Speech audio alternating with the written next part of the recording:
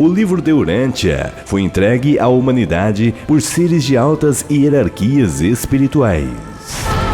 Um livro que está destinado à humanidade para os próximos 1000 anos, por conter inúmeros segredos do universo, da criação divina, bem como inúmeros segredos sobre Deus, a vida e a morte. No livro é relatado a grande guerra ocorrida nos céus, orquestrada por Lúcifer, aquele que um dia andou nos caminhos retos do Criador. Porém, um dia nele se achou iniquidade.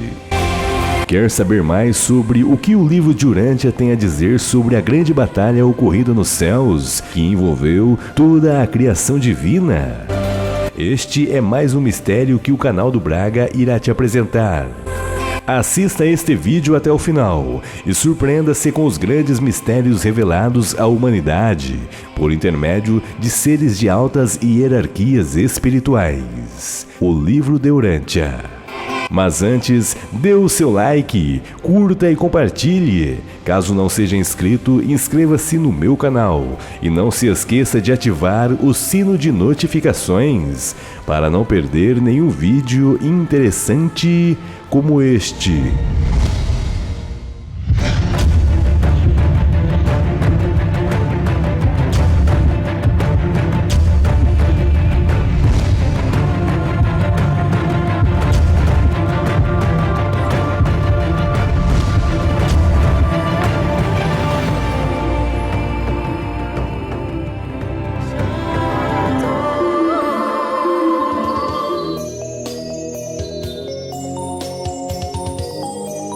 As Sagradas Escrituras mencionam que existe uma grande guerra espiritual travada contra a humanidade.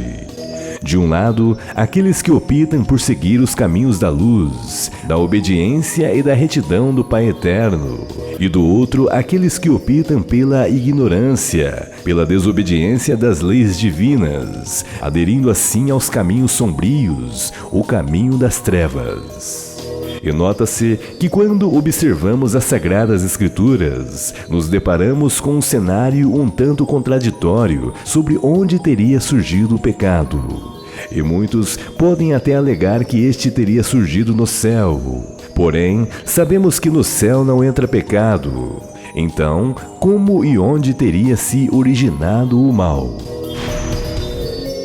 As Sagradas Escrituras então respondem esta questão, que está citada no livro do profeta Ezequiel, capítulo 28, verso 14, onde diz que o nosso adversário era um querubim ungido da guarda de Deus. Perfeito era nos teus caminhos desde o dia em que foste criado. Possuía grande formosura, porém certo dia nele se achou iniquidade. As Sagradas Escrituras dizem que sua sabedoria fora corrompida por causa do teu resplendor. E assim, este se rebelou contra o Criador, sua criação, e contra as leis divinas. Porém, o que o livro de Urântia tem a nos dizer sobre a grande rebelião orquestrada nos céus por Lúcifer?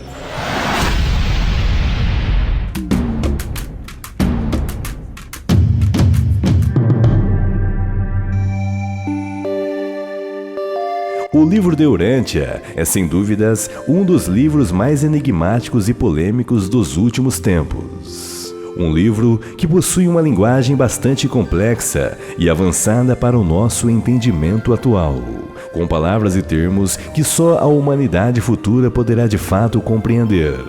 Pois o livro, na verdade, está destinado a uma geração futura da humanidade, muito mais evoluída. E não é para tanto que este livro tem o objetivo de trazer conhecimentos e revelações à humanidade para os próximos 1000 anos.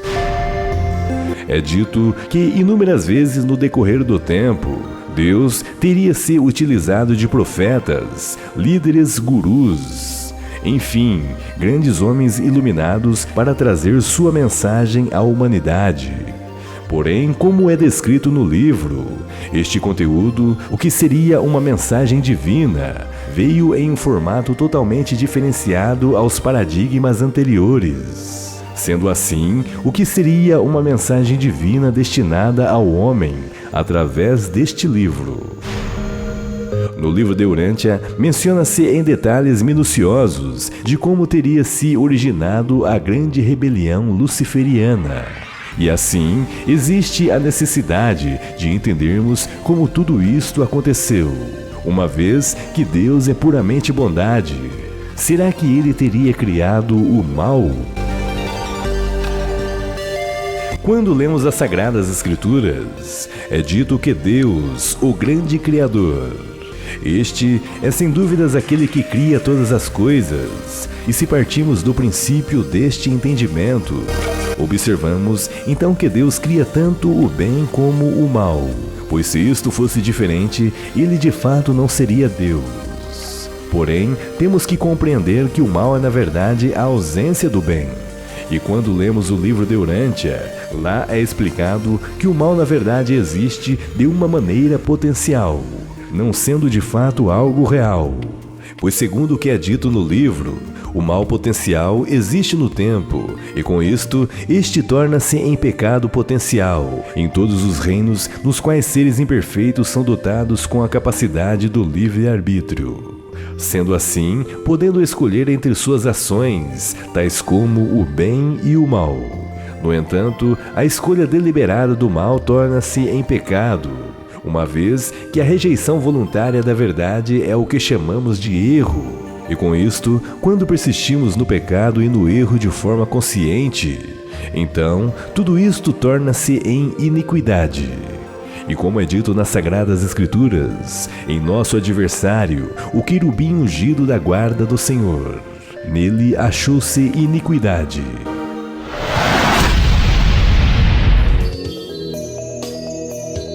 De acordo com o documento 53 do livro de Urântia, lá é dito que Lúcifer era um brilhante filho de Micael de Nebadon e da ministra divina da ordem Lanonandek. Os seres Lanonandeques, antes de iniciarem suas funções, passam por um curso de aprimoramento nos mundos dos Melquisedeques. E assim, estes seres são classificados de acordo com suas aptidões, personalidade e alcance de realização.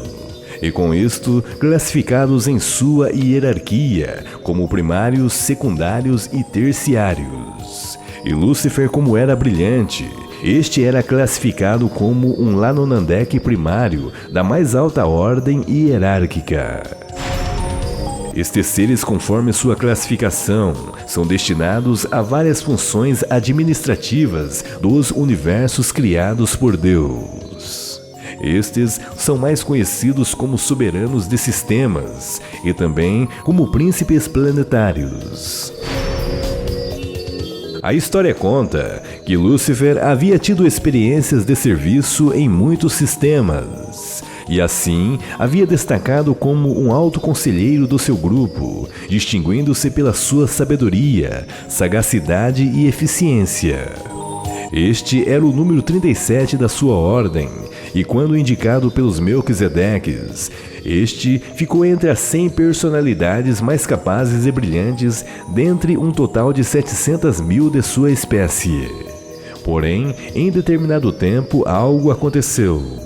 Seu coração foi corrompido pela sua formosura e esplendor, dotado de um sentimento egóico, onde rendeu-se a um desejo de uma liberdade pessoal, e assim rejeitando a lealdade universal, seguida de sua desconsideração pelas obrigações fraternais e, consequentemente, a cegueira das relações cósmicas. É citado no livro que no universo de Nebadon, onde há o domínio de Cristo Micael, existem 10.000 sistemas de mundos habitados. E em toda a história dos filhos Lanonandeques, apenas 3 soberanos de sistemas desrespeitaram o governo do Filho Criador. No livro de Urântia, então menciona o que está escrito nas Sagradas Escrituras da Bíblia, onde diz que Lúcifer era perfeito em teus caminhos, desde o dia em que foste criado, até que a falta de retidão fora encontrada nele. No livro, então cita que Lúcifer era um grande governador dos sistemas do universo. Nota-se que estamos falando de um universo local, pois segundo o livro, existe uma infinidade de universos criados por Deus. com inúmeros sistemas dotados de trilhões de planetas. Neste contexto, vemos então a grandeza do Criador perante sua criação e tudo o que havia ocorrido por parte da rebelião luciferiana. Na verdade, perante a grandeza do Criador, aquilo não foi nada. Como foi dito, as três maiores personalidades que se rebelaram contra Deus foram Lúcifer, Satã e Caligástia. Lúcifer, como era um dos grandes governantes soberanos do sistema, tinha seu leal assistente por nome de Satã, também um Lanonandek primário, inclusive o sistema Satânia no qual estamos inseridos. Este foi nomeado por Lúcifer em homenagem a seu assistente, e Caligástia, uma outra personalidade também dos grupos dos Lanonandeques. Este pertencia ao grupo secundário, e assim, quando colaborou com a rebelião de Lúcifer, acabou se tornando o deus de Urântia, ou seja, o deus tirano do planeta Terra, que segundo o livro, este é aquele que chamamos de diabo. No livro de Urântia diz que Lúcifer, mesmo sendo um rebelde diante de sua transgressão, antes de Micael de Nébadon, ou seja, antes de Jesus Cristo tomar posse por sua própria conta de Urântia, ou seja, do nosso planeta, muitos seres ainda evitavam de demonstrar desrespeito e desdém por Lúcifer, uma vez que ele tinha um alto cargo hierárquico diante da criação. E no livro, então explica que quando houve a disputa do corpo do profeta Moisés, pois este foi ressuscitado, houve uma grande disputa entre Lúcifer e o arcanjo Miguel, que é citado no livro como o arcanjo de Micael. Este não ousou proferir juízo de acusação contra ele, mas simplesmente disse: que o juiz te repreenda. No livro, então explica que o julgamento destas questões é pertencente aos anciões de dias, o que seriam seres muito elevados diante da criação divina, governantes deste super-universo. É dito no livro que quando Micael veio para a Urântia em carne humana, ou seja, Jesus Cristo, Lúcifer, Satã e Caligástia aliaram-se juntos para atrapalhar a missão do Mestre, porém sem sucesso. É dito no livro que o Mestre Jesus Cristo acabou tomando posse por sua própria conta de Urântia, o que é chamado de uma missão de auto-ortoga. E assim, os seres rebelantes acabaram fracassando diante da autoridade do Senhor Jesus Cristo, aquele que foi o Verbo em carne humana, ou seja, o próprio Pai Universal, Criador de todas as coisas. No livro é citado Abaddon como dirigente do corpo de assistentes de Caligástia. Então, cita Beelzebu como líder das criaturas intermediárias desleais que se aliaram às forças do traidor Caligástia. Ainda cita que a figura do dragão tornou-se uma representação simbólica de tais personagens do mal.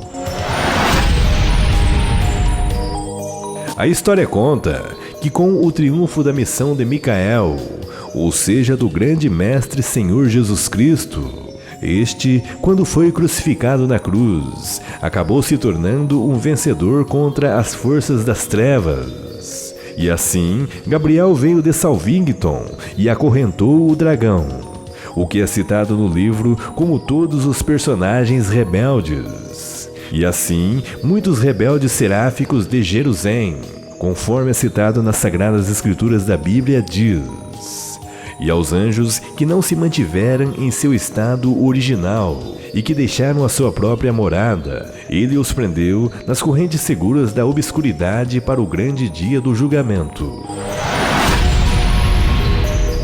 Quando observamos estas descrições citadas no livro de Urântia, entendemos que com a rebelião, os seres celestes rebeldes acabaram sendo modificados de seu estado original angelical.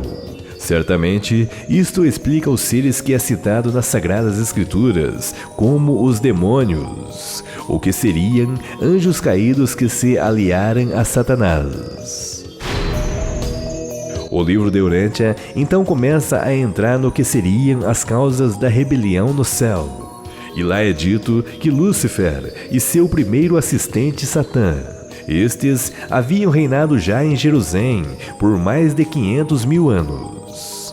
Porém, em seus corações começaram a alinhar-se contra o Pai Universal e o seu filho Micael, que sabemos ser Jesus Cristo. Uma das grandes discussões era a dúvida sobre a existência do Pai Universal, uma vez que este nunca havia se apresentado aos demais. Sempre era representado por altos governantes do universo, tal como Micael. É dito no livro que todas as discussões e questionamentos sobre Deus surgiu na mente de Lúcifer. E assim, este com suas teorias enganosas, acabou convencendo outras personalidades do universo.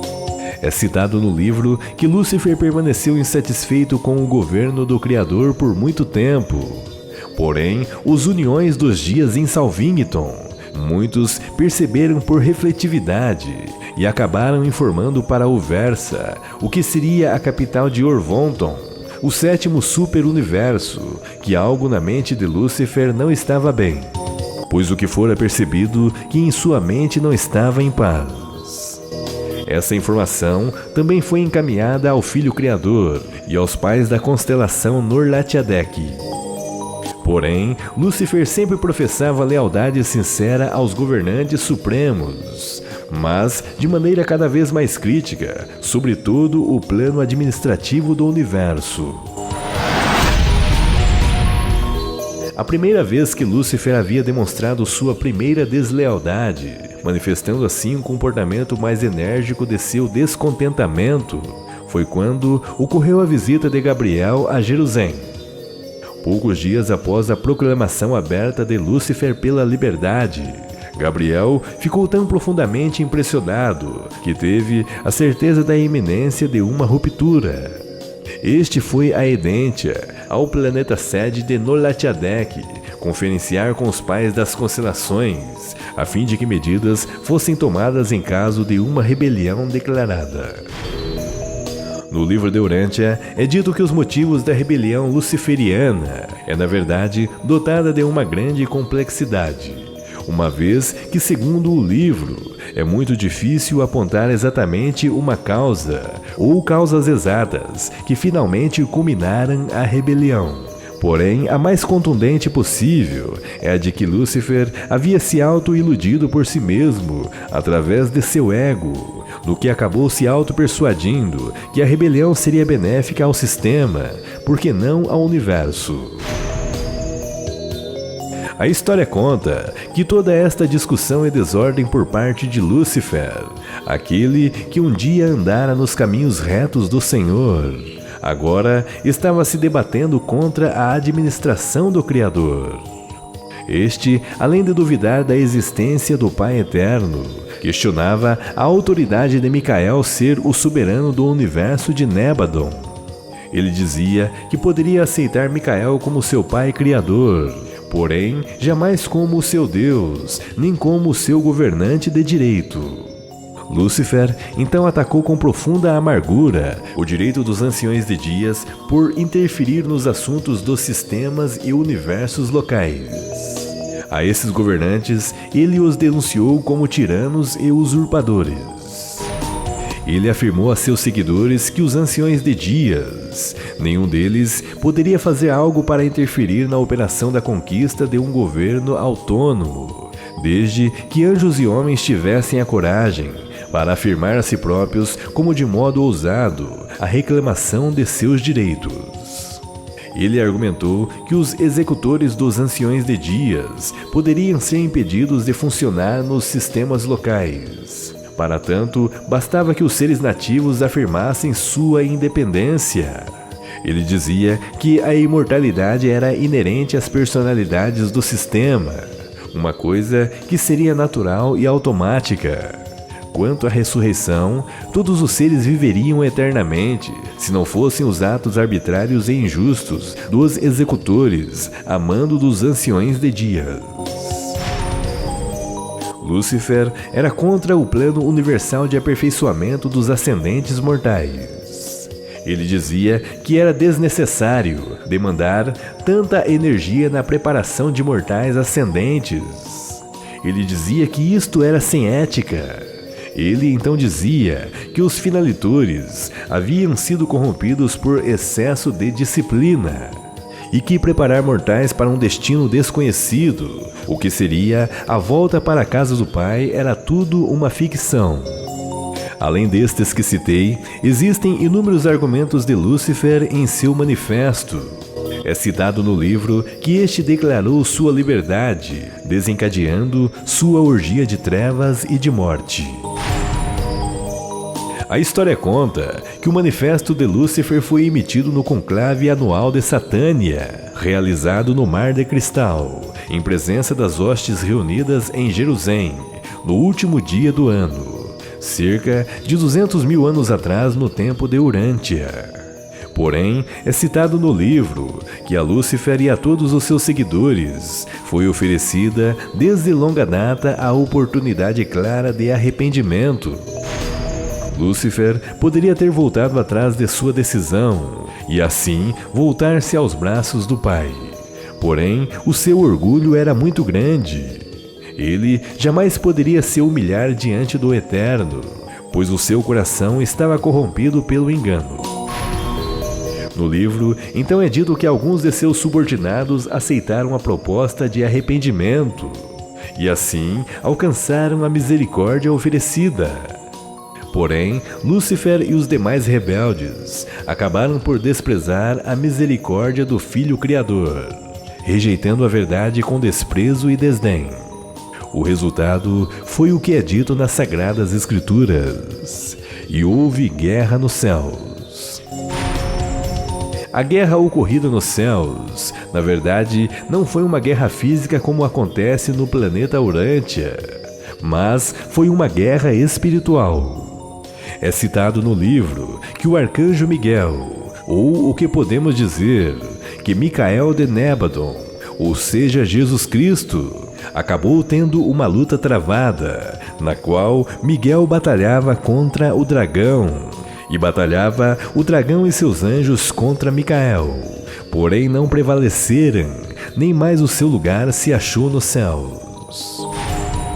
A guerra nos céus, como foi dita no livro, foi muito pior que uma guerra física conforme é ocorrida aqui na Terra.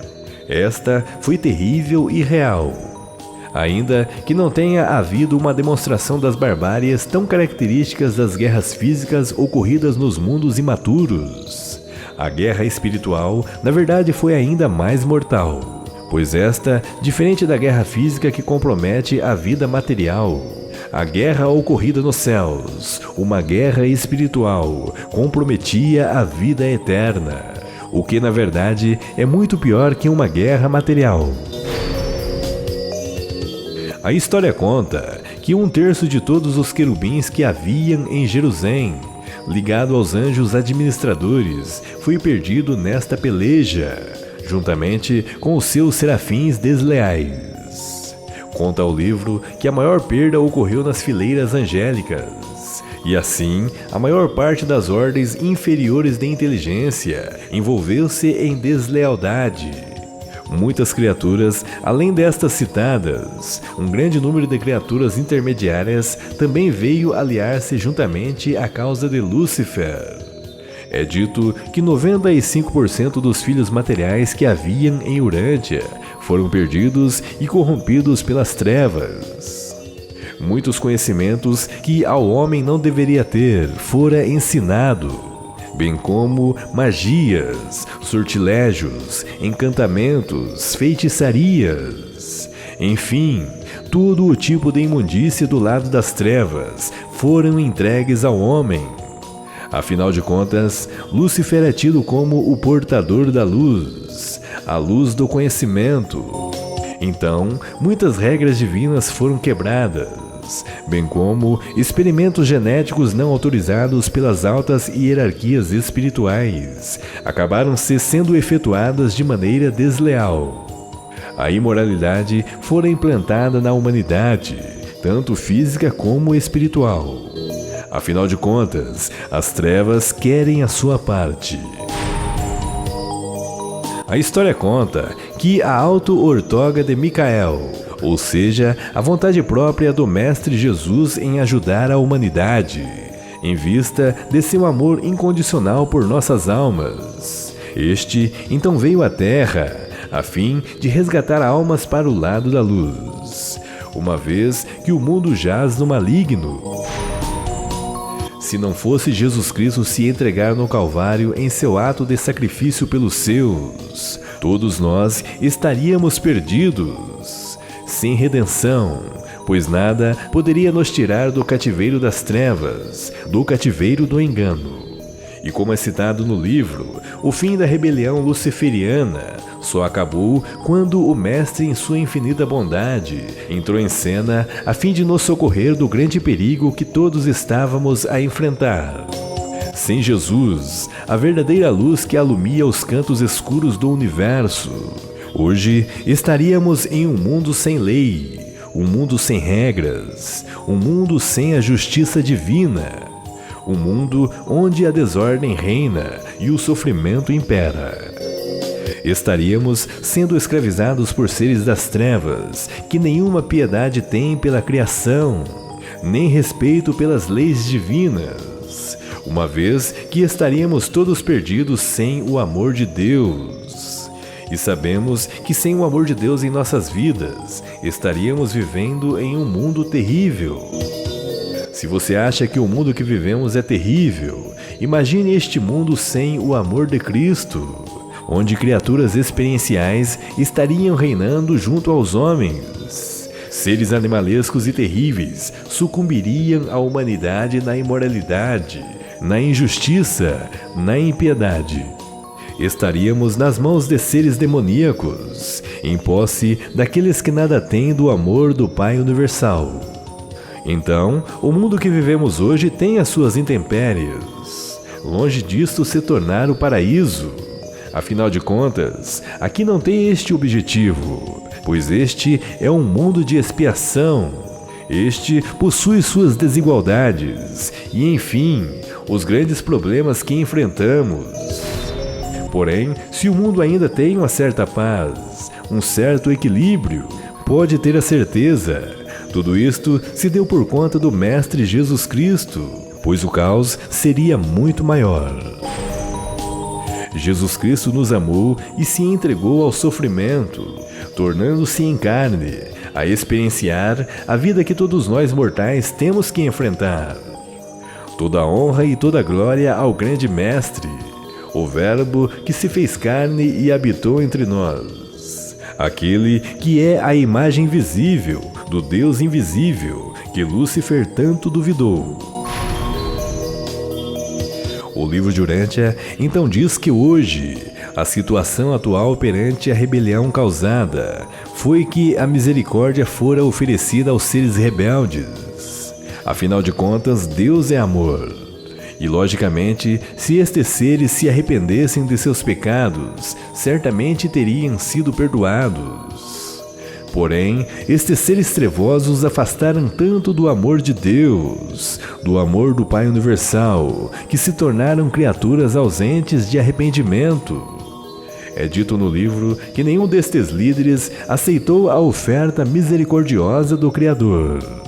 Porém, muitos seres que outrora estavam inseridos na rebelião acabaram aceitando o sacrifício de Cristo. Tanto é que quando o Mestre foi crucificado, após sua morte, este desceu nas mais profundas regiões do abismo a pregar para as almas encarceradas. E assim, muitos acabaram aceitando a misericórdia diante de um arrependimento sincero.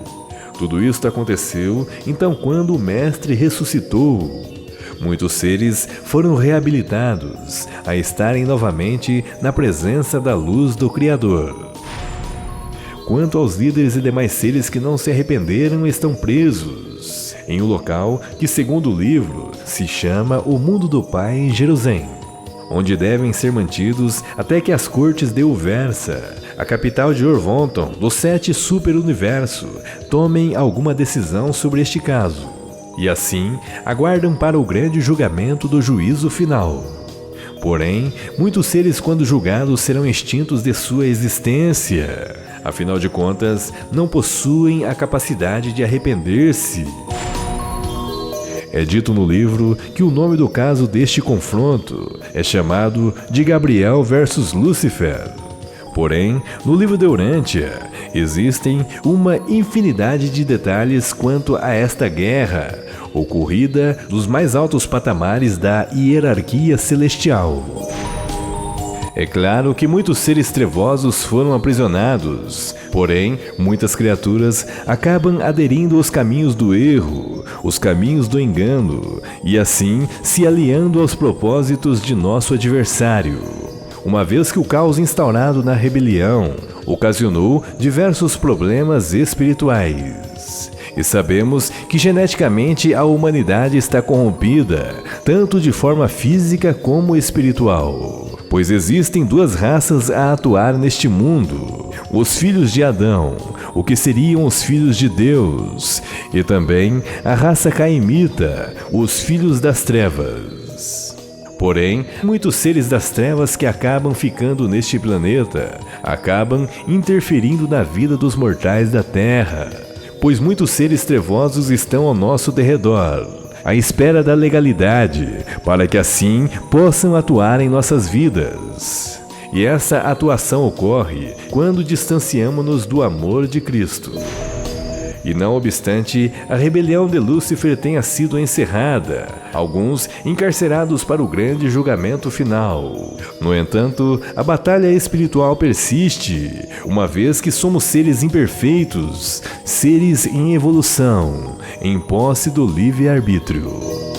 No entanto, sabemos que o lado certo da força é aceitar o sacrifício perfeito do Verbo que se fez carne, o sacrifício que nos traz a paz, a liberdade e promove a nossa salvação, o sacrifício de Jesus Cristo.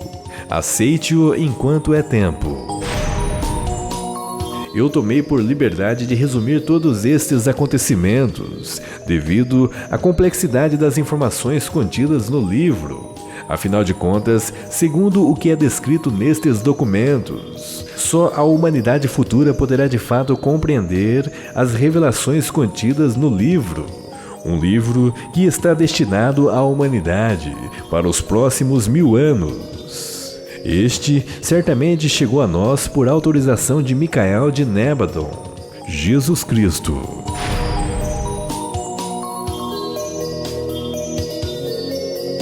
Olá pessoal, tudo bem com vocês? Gostaria de saber qual a sua opinião sobre este assunto. Deixe seu comentário, sua opinião é muito importante para nós. Caso este vídeo venha alcançar um número satisfatório de visualização e interesse a vocês, estarei produzindo o 4º vídeo da série sobre a vida de Jesus Cristo, como é citada na versão do livro de Urântia. E caso não seja inscrito, inscreva-se em nosso canal e não se esqueça de ativar o sino de notificações para não perder nenhum vídeo interessante como este. Gratidão!